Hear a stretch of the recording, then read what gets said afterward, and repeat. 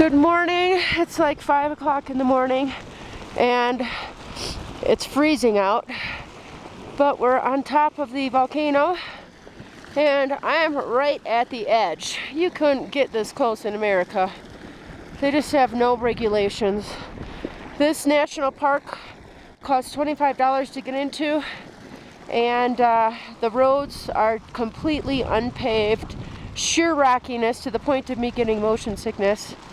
And it's an incredible experience, though I'm shivering to death. So I'm going to be running back to the car. Just wanted to show you I'm 1 foot away, and it's, he said, 200 degrees. So I wish the heat was permeating up by me, but it's not.